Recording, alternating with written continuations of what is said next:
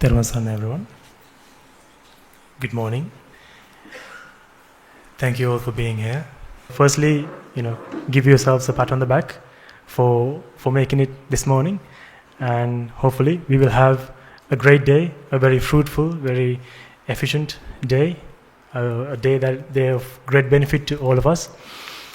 Okay, so before we begin, as customary, let us all observe the 8 precepts and begin the program. Okay, so before we begin, let's chant the Namaskara 3 times to pay homage to the Perfect One, our Lord Buddha. Namo tassa bhagavato arahato samma sambuddhassa. Namo tassa bhagavato arahato samma sambuddhassa. Namo tassa bhagavato arahato samma sambuddhassa. So, meditation is something that's become very popular nowadays. It's become something something that's very very important for people now, because mental health is something that's battered a lot of us. It has battered me in the past at times. I mean, not to the extent that some people are going through, but it's something all of us, either knowingly or unknowingly, have been through at some point in our life, and same with all around the world. So I remember when I used to live in the UK, it's a big issue, and I'm guessing it still is. So, and when we are very privileged to get the chance to travel the world, and when we do, wherever we go to, we hear stories of people who are battered and bruised with mental health conditions, and so it's a big deal now, and it's a big issue rather. So everyone is seeking solutions, seeking for solutions, and we are very lucky to be blessed with this philosophy. We have the solution in front of us, really, at our doorstep. So where lots of millions of people out there are searching for solutions, and oftentimes they don't find the actual or the right solution, but we are very lucky, thanks to this philosophy, to find the solution. So meditation has become very important because it's basically meditation. The way I understand it, is it gives us a chance to. It's like when we are ill, and when we go to doctors, they give us some medicine. Obviously, there are some doctors present here with us. So when they give us some medicine, we have to take it home or go somewhere, and we have to take it. So meditation is the time where we can apply the medicine given to us by the doctors or by our teachers. So it's the reason why I'm grateful that this initiative was suggested and they accepted it, because a lot of people don't have the time to, either they don't have the medicine, either they do and they don't have some time to apply it or think about it. A lot of people don't know. The ones who do, they don't have much time to think about it, reflect on these, or to contemplate. Because when we do personal discussions with devotees, a very common question we get is that we don't get time to contemplate. Or how do we contemplate? What do we think about? Because meditation is it's like medicine. Medicine is it is good if you have a disease, but if you take the wrong medicine, that can take you down. It can give you something way worse than what you had initially. So when it comes to meditation, we have to be very careful as to what to think about. What should we meditate about? Because if we start meditating without knowing exactly what to do, then you started off with bit of a mental health issue or a bit of stress, now by the end of this, you would have probably could end up losing your mind, right? So meditation is something that we have to use very carefully, and we should know what we're doing. So what we will do is, in this session for about an hour or so, I will explain to you what we should meditate about. But firstly, we need to understand what the problem is, why we need to meditate. Because no point taking in medicine without knowing what the disease is. I think you should at least have an idea of because otherwise it won't mean much to us. So obviously cause and effect is the answer, but why do we need this answer? That's something we should know about. So the problem that we all go through is we feel stress, don't we? We feel stress, anger, frustration, all these negative emotions. Because of and for this, there aren't many solutions out there. Oh,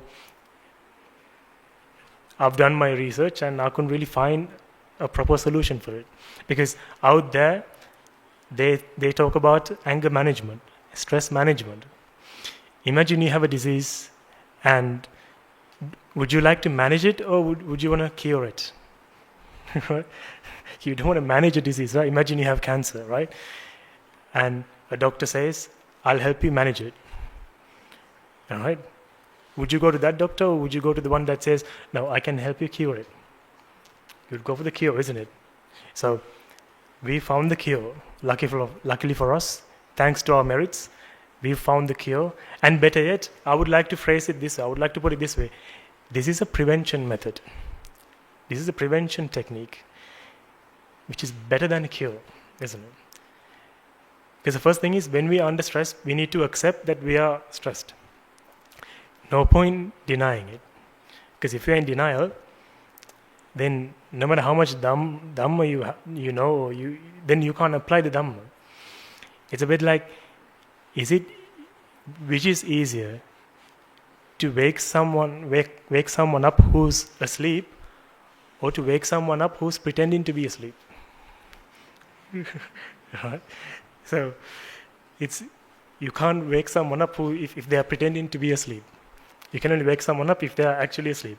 So best thing to do is to accept that we have this issue. I mean, we go through this. So, and every single issue we have, it comes based on a wrong idea, wrong understanding. Because a wrong idea has been implanted in our minds, and because of this, we are looking at the world incorrectly. We're not looking at the world from the right point of view. So because of this, that's why all these, stress, anger, depression, all of these things happen because of the wrong idea, which we refer to as ignorance. So really and truly, there's only one solution. So one problem and one solution. So what we will do is, we will offer you the solution, and that's the thing. So imagine, I don't know why names of diseases are coming to me, or these diseases related examples are coming out to me, because I see a few doctors in the crowd, so that's probably why. Forgive me. So imagine you have a cancer in your kidney, and as a result, you're getting rashes everywhere, right? And let's say you don't know that you have a cancer in your what did I say? In your kidney, right? Thank you. In your kidney. So you're getting rashes. So what you do is, you don't know that you have that. So you think rashes is the problem. So you go out there and you get some ointment or some kind of cream, and you apply the cream and the rash goes away. But what happens? Because the original issue is still there, then more and more rashes will pop up. So now, no matter, you might try different ointments, but rashes will keep on coming. So the solution really is to cure the cancer in your kidney.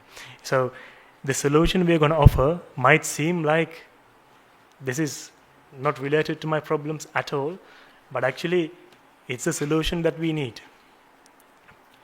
It might not be the solution that we want, but it's the solution we need. Okay? Right. So that is the problem. So the problem is it's the mental stress, pressure, and essentially, since the crowd here are pretty knowledgeable about the Dhamma, it's we perceive, we feel an existence. We feel it's like we are trapped in time, and we feel like the reason why we get stressed is because imagine one of you has a job interview tomorrow, or a big presentation or something like that.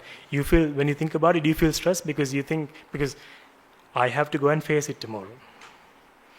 Like this sermon, when I was told I had to do this a few days back, obviously I'm not enlightened, so I felt a bit of a tad pressure because I have to go and do a sermon. So because of that, this sense of existence, this sense of self, that is why we go through all these negative emotions. So the solution to this is to understand cause and effect, the theory of everything.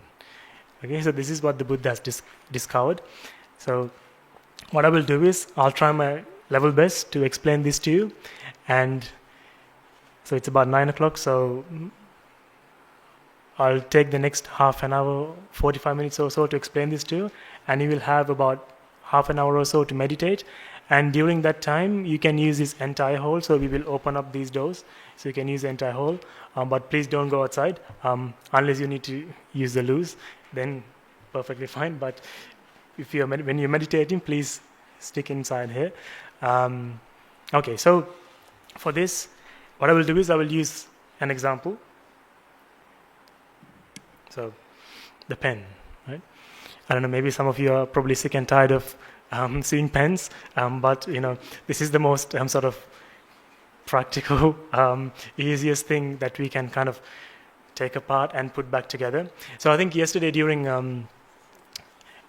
the main Sinhala sermon here, Naikathero mentioned to all of you, if you were present, to bring a pen also, something that you can take apart and put back together. So if you don't have pens, I think our Anagarika Mahathas will kindly provide you with a pen. So does everyone have a pen or something like that? Something that you can take apart? Yeah? We all do? Let me start with a question. What's the best place to hide something? What's the best place to hide something?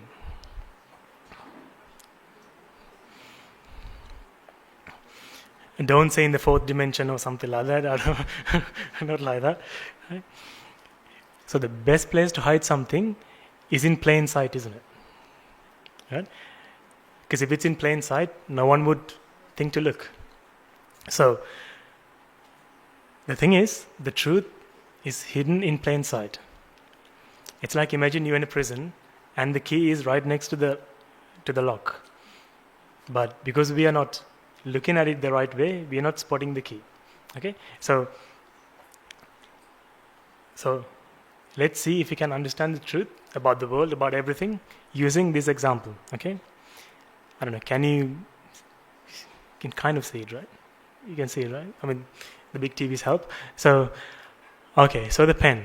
I remember when I came to the monastery as an Anagarika, so we have like a 1 year period where they're kind of training you up to be a monk. So during that period, I remember one of the Naikatheros, one of the first things that they gave us was the pen. So it brings back very fun memories. So this is one of the first things that we used as an exercise to understand cause and effect. Okay, so now since our inception, since the day we were born, right? Even before that, but let's not talk about that. But since the day we were born, we're used to perceiving the world a certain way. When you were born, did you know what this was called? we had no idea what this was called, right? So we would go up to our mom, our amma, and what would we ask her? What is this, right? Okay, this implies, so what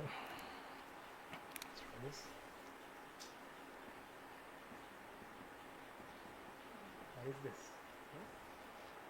So this is how you would phrase the question typically, right?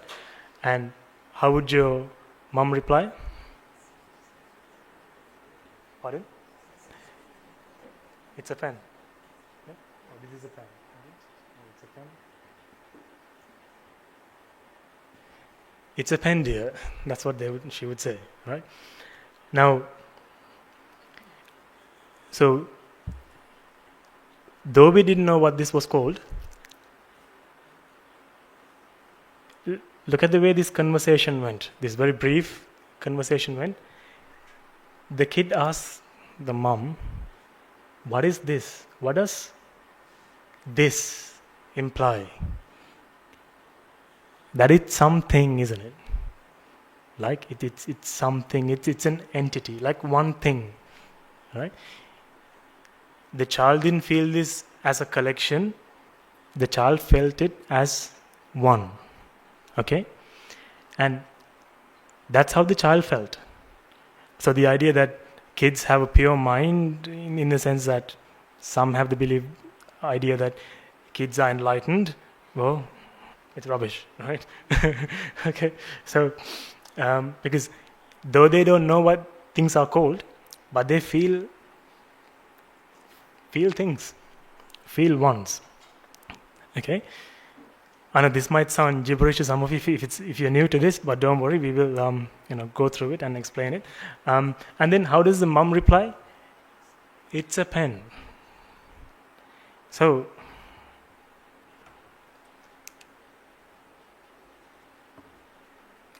this part of the answer I agree with. This is true. It's correct. But the issue with this answer is this part. A pen. What does a imply? Or a pen? It's an entity, right? It's one thing. So she confirms the wrong understanding the child has and says, it's a pen. Yes, it's one thing. Okay? Now, because of such answers, the wrong idea solidifies and then it consolidates, and that has become the norm to us. So now, let's see if this answer is true. Again, I mean, nothing wrong with your mother. That's what she knew. So I'm not blaming anyone. Okay, so please don't take it like that. Right? So, okay, so we see the pen and we immediately feel when we see it, because of how we were kind of conditioned, we feel it as one thing, don't we? Unless you are enlightened, you would probably you would feel it as one thing. Okay. Now, so again, I'm not referring to the label here. You can call this a pen. You can call this the moon. It doesn't really matter what we call it, right? That's convention. So label. Let's park that to a side. I'm talking about that one feeling, like oneness kind of feeling, right? One entity. We feel like the pen, it's its own thing. So that's the idea that we need to challenge. So let's see if it's really one thing. Let's see if our understanding is true. Okay? So if it's one, would we be able to take it apart? If something it's its own thing, if it's one thing, would we be able to take it apart? No, right? If this is its own thing, if this is something, if this is one thing, then would I be able to do this? No. When they first told me that I had to do this sermon, obviously I mean, few good things will come out of this. One is it helps to improve my understanding, and it will help you to further your understanding. And the third thing is, I had to learn what all the parts of a pen are called. Otherwise, I would struggle here. So I had to do some research and find out what all these parts are called. So if this is one thing, we wouldn't be able to take it apart. So the fact that we can take it apart, like straight off the bat, proves the idea to be false, isn't it? If it's one thing, then now it can't become two things, isn't it? Because one thing means this is a fixed thing, but the fact that we can do this means, the fact that we can break it means it's not one thing, isn't it? Okay, so but we'll prove this to ourselves more. Okay, so now actually we can not we can take it apart a bit more, isn't it? So we can go to this extent. I mean, we can even melt this, and then I mean, let's not go that far, but all we have to do is to understand the principle. So we could take it apart as as much as this. So right, so this means, if there was a pen here, if there was one thing here, can one become four? If it was a fixed one thing, can one become four? It can't, isn't it? So the fact that we can, so did we turn one into four? No. Because it was always four, wasn't it? Okay, so the parts of a pen are, so in case you don't know the parts, that's something we can all learn together, right? So this is called the clip. I think we all know what this is called, right? Clip.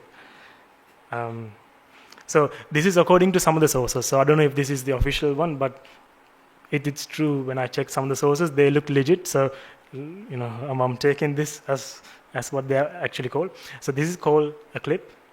This is called the cap. Okay. I don't know why they call it the cap, but this is called the cap. And this is called the barrel, and this is called the ink chamber. Don't ask me, I don't know. Strange naming conventions, I don't know, right? Ink chamber, that's what this part is called. So now, when these are like this, right? I wish I had an extra arm or two, but this is all I have, so let's try to make the most of this. So when it's like this, when it's in this arrangement, do we feel that one feeling? Do we get the pen feeling? No, right? We don't get the feeling or pen feeling. Okay?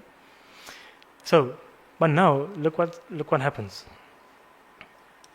Now, when I do this,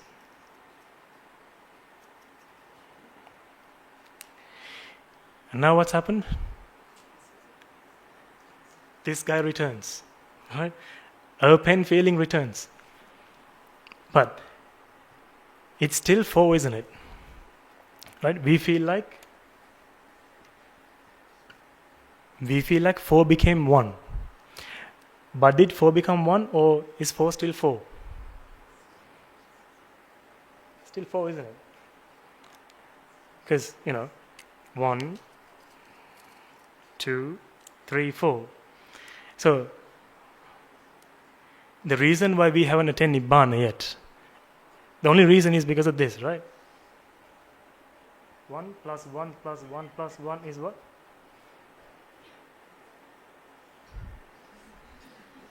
That's how we feel, isn't it? See, that's why we haven't attained enlightenment, because we can't do basic arithmetics, right? We can't do basic maths, right? We suck at maths. That's why we haven't attained Nibbana yet, right? So, 1 plus 1 plus 1 plus 1, it's not 1. it's 4. The thing is though, it looks like 1. That's true, right? It looks like one thing, but looks can be deceiving, isn't it? Right? You probably know from personal experiences as well, right? Looks can be deceiving. So it's especially true when it comes to anything really. Like when I change the arrangement, it looks like one thing, but it looks like 1, but actually it's still 4. The only difference here is the change in arrangement. So because when it's like this, it's 4 things. It didn't become 1, but when I change the arrangement to be in this arrangement, it's still 4. They just change the way they are. That's it. It's a change of arrangement. That's all it is. So, because not the pen, it's not like these 4 parts became something. Because we feel like the pen is like the 5th thing, isn't it? It's like 1, 2, 3, 4. 4 things came together and gave rise or gave birth to a 5th thing. But if that was the case, so let's suppose these 4 parts came together and created a pen or the 5th thing, then if I were to remove the causes, if I were to remove the parts, then a pen should be left behind, isn't it? If these 4 parts came together, if they came together and created something else, a pen, if they created something else, then when we take them apart, if I were to remove these, so let's say I did this, right? Now, so I hit them. Now, where's the pen? Right? If they came together and made something, if they made something up, if they created something, then even if I were to remove the causes, the pen should be left behind. Because if that is the truth, then whichever company made this pen, all they have to do is just bring together some materials, enough to make one pen, and that's all they have to do. Use those materials, make one pen, remove the materials, okay, that pen will be left behind, and use the same materials, make another pen, remove the materials. Do you know what I mean? Then it will be a very profitable business, right? But that's not how the world works, isn't it? So, in other words, these 4 causes are the pen. So, the cap, what are the other parts? The cap, the clip, the ink chamber, the barrel are the pen. It's not, we feel like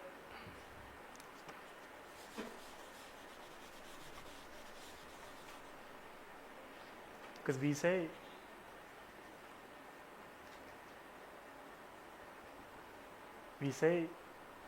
the pen's clip, isn't it? The pen's clip, the pen's barrel. But is it the pen's clip or from the clip comes the pen? Do you know what I mean? It's not the pen's clip. It's not the house's door, window, walls, roof is the house. So clip, barrel, all of these things is the pen. So the world, everybody else thinks this way. I don't know if you heard about the story of when, just before ascetic Gautama became the Buddha, before he attained enlightenment, who offered him the last meal? Sujata. What did she offer? Milk, rice and honey. Okay? I don't know why that's not a thing anymore, but sounds like a good combination, right? Now we get like lunamiris, right, which is very spicy, and you know what I mean? Yeah, still a good combination, I suppose, but you know that combination sounds good as well. So anyway, right? That's besides the point. So when he had that meal, the story goes, he placed that the alms bowl in which he had the alms, and he placed it on the river Neranjana, is it? Neranjana, I should know these things because I'm a monk. I shouldn't be asking you this, right? So he placed it on the river, and the story says he made a determination that if I were to attain enlightenment tonight, or if I were to attain enlightenment, this bowl would go upstream, right? Typically, it goes downstream, but he made a determination that if I were to attain enlightenment, this should go upstream. So, obviously, this is impossible, right, for this to go upstream.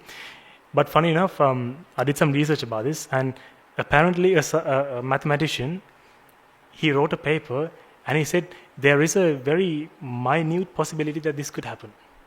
Plus, also, if there was a huge gust of wind, it could take it up. But anyway, that's besides the point. So, the point he realized there was that he tried to understand the truth by trying what the world tries. Like he tried like extreme suffering, extreme like comfort. He tried all of this, right? Oh, the deeper story here, as far as I understand, is that the world perceives the world in this way. Pen's clip. They believe object exists and everything else. So it's the pen's clip. So over there now, but the pen's clip, pen's cap, pen's barrel, pen's ink chamber. But that didn't work out for him so well. So what he realized was that no, I have to think the other way. From the clip comes the pen. Cause and effect, not cause and result or product.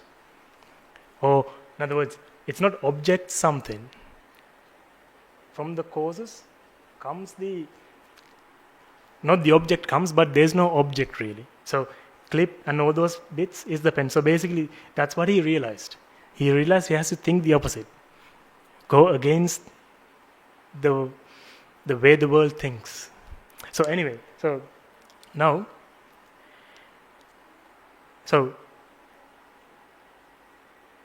when these parts come together, excuse me for a second. Sorry.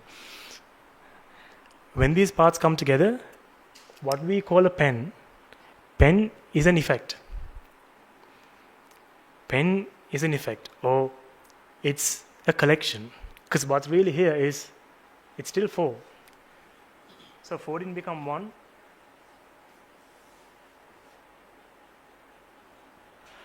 4 didn't become 1. 4 are still 4. And so that makes sense to all of us, right? So there is no singular entity here, or there's no singularity here. What's here are some parts, collection. Now, so the pen is a manifestation. Okay, it's an effect. Now, did the penness, did the effect, the penness, did it come from the clip alone? Because if this is the pen, then you would need to pay for the entire thing, right? You just go to the shop and take this part and say, I'm just going to buy this. So if this was, I don't know how much a pen is, but let's say, 100 rupees? No? How much? 25. Okay, let's say 25, since we have 4 parts, so 5 rupees each per part, right? So you would just take this and say, if this is the pen, okay, I'll just pay for this. Thank you very much. Here's 5 rupees. No, right? So penness or pen or the effect is basically it's a characteristic, or it displays a characteristic that doesn't come from either one of the parts, either one of the causes. The penness doesn't come from the clip or the cap or the barrel or the ink chamber, but rather it's like when these causes come together, the effect is something completely different. Okay? the effect is something that is completely different. So, would the pen know about would the effect know about the causes? Because think about it. Does the pen know about the clip? Does it know about the cap? Does it know about the barrel? Does it know about the ink chamber? Or let's try a different example. So imagine, we have a whiteboard. So imagine we have 2 spotlights here. Okay? One is blue, one is red. And we shine these onto the same spot so that they overlap each other. They're on top of each other. Okay? So when we mix blue and red, what do we get? What do we get? Purple. Yeah. If we mix it correctly, it should be purple. I've tried doing this a few times when I do some sessions with kids, and we get black, we get but if you were to do it properly, you should get purple. So now it looks like purple, but is purple actually there? No. What's really there is the board, red light and the blue light, isn't it? Purple isn't really there, because if you were to touch it, you're touching either the board or you're touching one of the courses, isn't it? So can you touch the pen? If a pen were to exist here, if a pen does exist, we should be able to at least touch it, isn't it? Right? Okay. Let's say, I don't know, you have bucket hands and you can grab a hold of this entire thing, right? Are you touching the pen or are you touching all the courses? Courses. You can't touch a pen because a pen doesn't exist. The pen is an illusion, isn't it? So that's what I mean. Like, I think all of you are familiar with the concept of optical illusions. So the pen is an optical illusion, really. I'm not saying there's nothing here. I'm saying causes are there, but the effect, the pen is the effect. The defect, you could say it's in a mind. Effect is something that we perceive. It's just a perception. But in reality, there's no pen. It's just it looks like a pen, but it's not an actual pen. So pen is a name that we give to a collection because for the ease of communication, because you can't tell someone, can you please bring the cap, the ink chamber, the barrel, and do you know what I mean? It's too long, right? It's not practical. So we use a common term so we name collections. So the penness doesn't come from either one of the courses. So the pen or the effect is an illusion. It doesn't really exist, because can the pen or can purple in that example, if we were to say to purple, look mate, you're too bright, can you dim yourself? You're too big, can you shrink yourself? Can purple do any of that? Can purple change itself? No, because why? Because purple is an effect. Purple doesn't really exist. So if purple were to, let's say, start believing that it's real, what should we do to this? Send it to Angoda, isn't it? Right? Send it to a mental asylum, because it's gone cuckoo, right? Because purple, it doesn't really exist. Oh, pen isn't really there. It's just an effect. It's just an illusion. What's really there are the causes, isn't it? So what's happened to us is that just like purple began to think that it's real, it exists, a mind, because it's injected with a wrong idea, has begun to believe that it's real, that it exists. The sense of self that we feel, it's like purple thinking it's real. So what we need to prove to ourselves is that, so use a simple example. So that's why we suggested the pen. something that you use on a regular basis, something that's always in your possession. Use an example like that and try to understand this concept and master that example. When you master one example, and with that knowledge, you can, with those lenses, you can look at everything that's going on. Then you can do anything, like, I don't know, driving, writing an email, whatever it is that you have to do. Then you can do the task, but with the right understanding. So purple or the pen or an effect has no idea about the causes, because effect displays a completely different characteristic. So our perceived reality is the pen, but the reality is, it's a collection. So in other words, there's no pen in a pen, if that makes any sense. Right?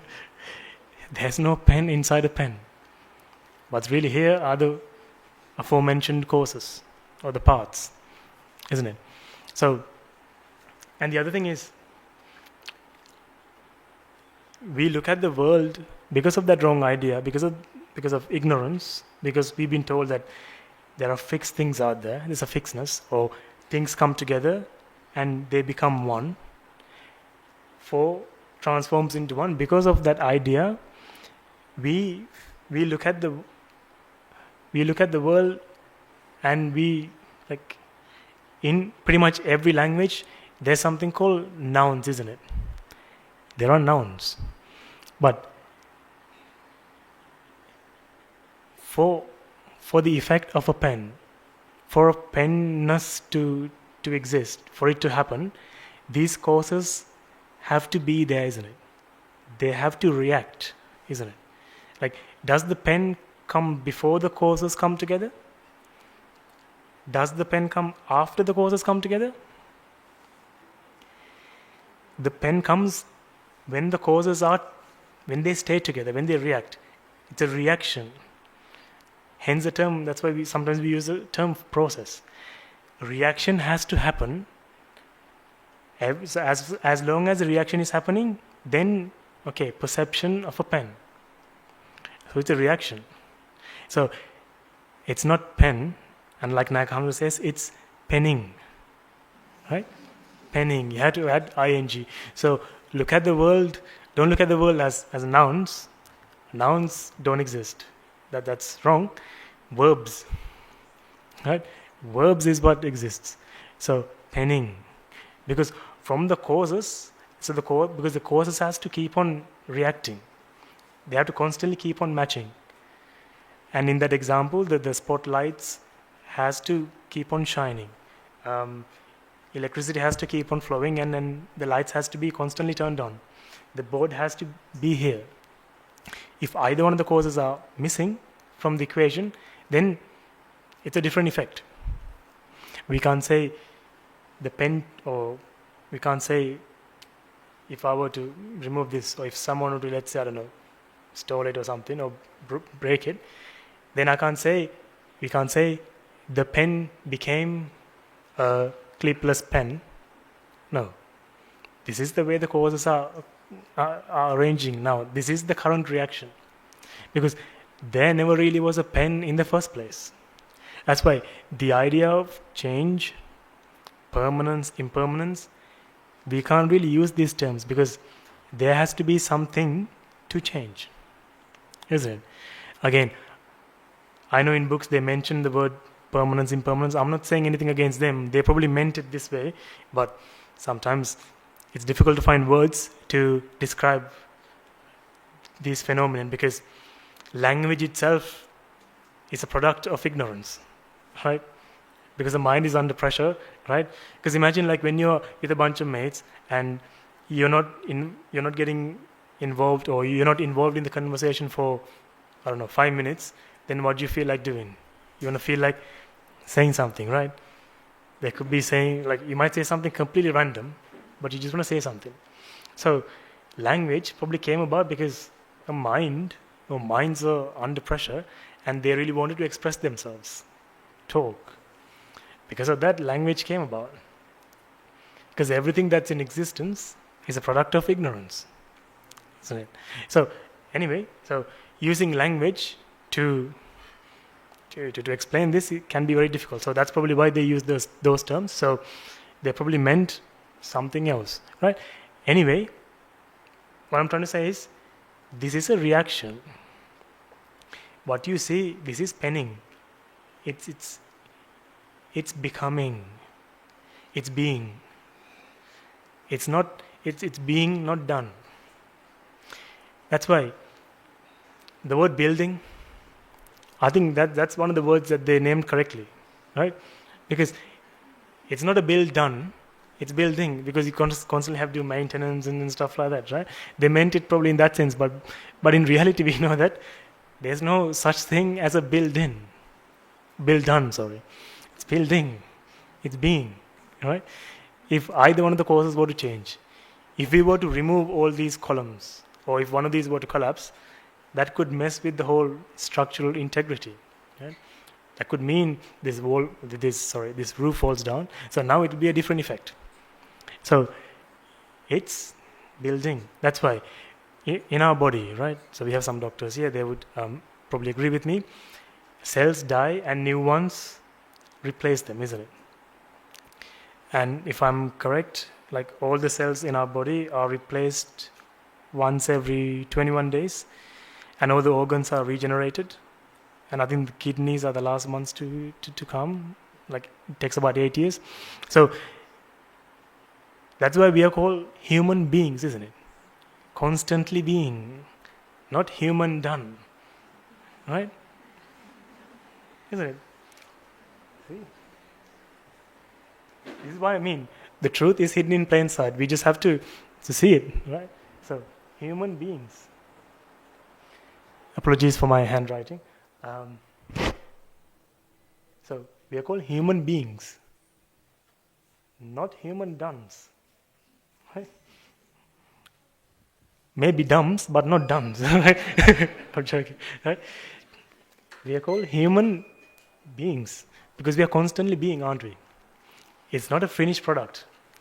Because if we are a finished product, right?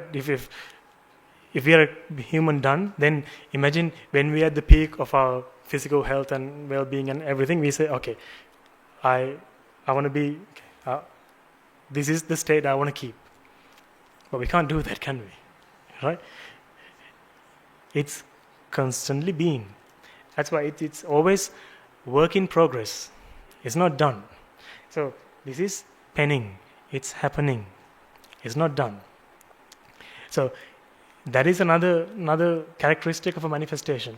So what we have to do is to prove to the mind, we have to learn the characteristics of an effect.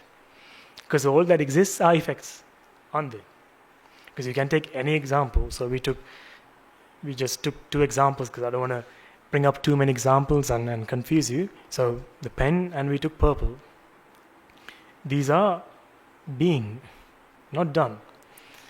Because if we were to stop, then, like, if they were to stop reacting, then that means we are removing one of the causes, or all the causes, then a product will be no more. Or the effect will be a different effect. Okay? And the other thing is,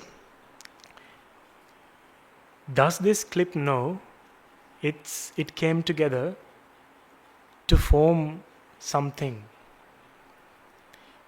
Does it have any idea it's a part of something? It's come together with other parts to accomplish something. Does this guy know that? What about him? I mean, you can't add a gender to it, but I'm just saying. So, what about this part? What about the cap? Does the cap know that it's part of a pen? No. So, none of them has any idea. They don't have any idea. They don't have any plan. They don't have any agenda to come together and make anything. Isn't it? So, but we feel like we've come together, or we feel like we have to do X, Y, Z, isn't it? But in reality, but the causes have no agenda, isn't it? They're just there, isn't it? So they didn't mean to create anything, and they didn't create anything. But because of the wrong idea, we feel like they've come together to make something, and it exists, isn't it? So see the illusion, see the deception, right? Now, people talk about detachment, isn't it?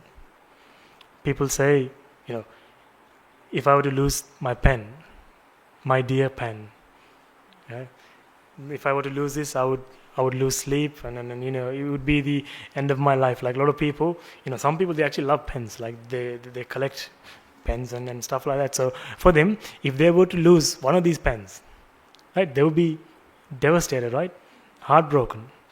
They would be able to deal with their girlfriend leaving them, but not losing a pen. Right? Some people are like that. I'm not blaming them, right? So now, if you were to lose the pen, right, if something were to happen to this, you would feel upset, right? Now, think about it. Why do we feel upset? What did we lose? The pen, the pre-existing pen, the pen that was there last night, but when I woke up this morning, it's missing. It's probably because one of your siblings or someone took it or stole it. But anyway, right? Or your car, you parked it on the street last night and you woke up, it's missing. And you're upset. You're upset why? Because you lost what? The car. Was there a car in the first place to lose? No. Is there a pen, or was there a pen for you to lose? No. Pen is the illusion. Pen was just in your mind. It didn't exist in the real world. Because the real world it was just the causes, isn't it? So when you understand that, if you were to lose something, would you get upset? No. Don't get me wrong. I mean, you would call the police and the insurance, and you will do all that stuff, right? You will do all the, like, conventionally the stuff that you have to do, you will do. But I'm talking about, so people ask me this question, like, how does understand this philosophy bring my car back? Right? So this is a question that people have. Like, when we were in Australia, one of the ladies asked me this question, the cat next door comes and poos in her garden. So how can we apply the Dhamma to prevent the cat from coming into to my garden? Well, you have to, I don't know, somehow make the cat understand the Dhamma, then it wouldn't do it. But obviously, so there's a misconception that the Dhamma, or this philosophy, will give the answer to those worldly questions. No.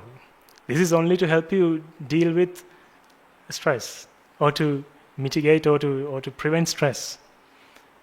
So if you lost the car, then there are procedures out there. Obviously do those, but you shouldn't feel stressed about it, because you didn't lose a car in the first place. So now let's say when you form an attachment to something, right? So a car, let's say, right?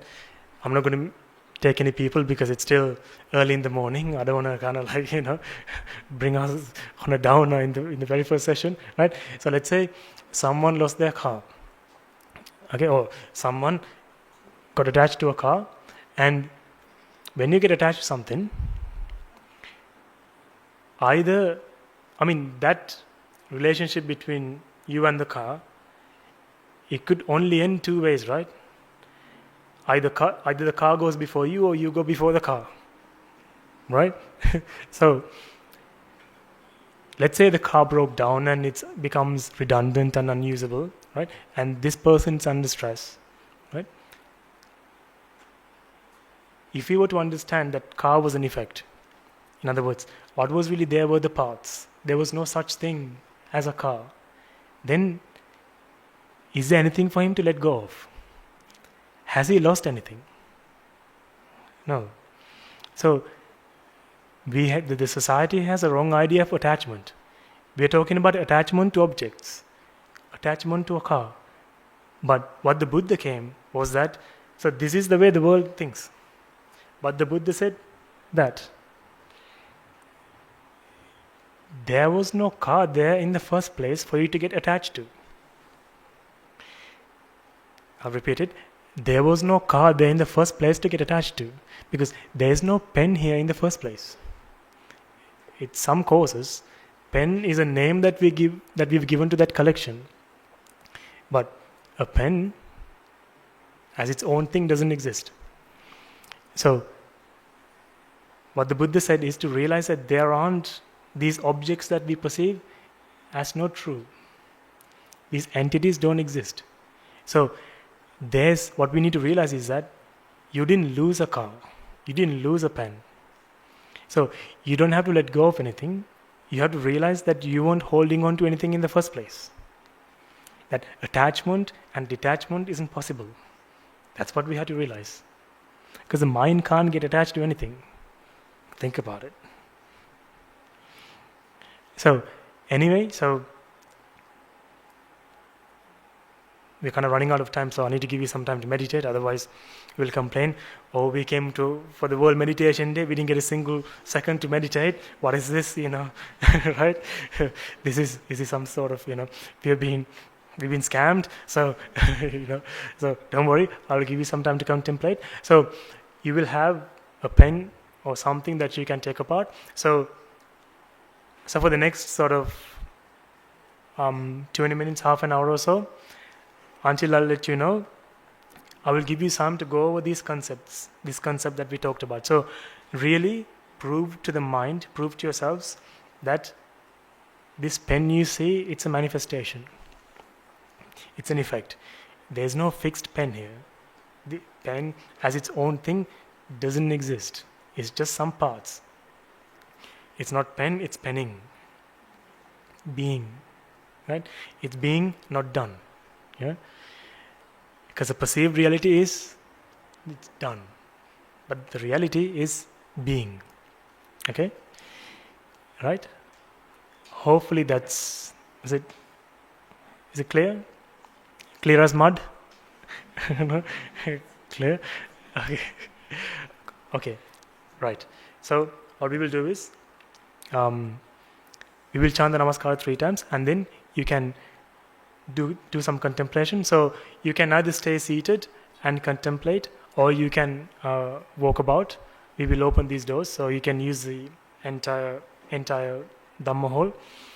And like I said before, please don't go out either that way or this way. Please stay inside. But if you do want to use the toilets, please, by all means, you don't have to, hold it and yeah. So is that clear to everybody? Okay. All right. So let's chant the Namaskar 3 times, and we will begin our meditation session.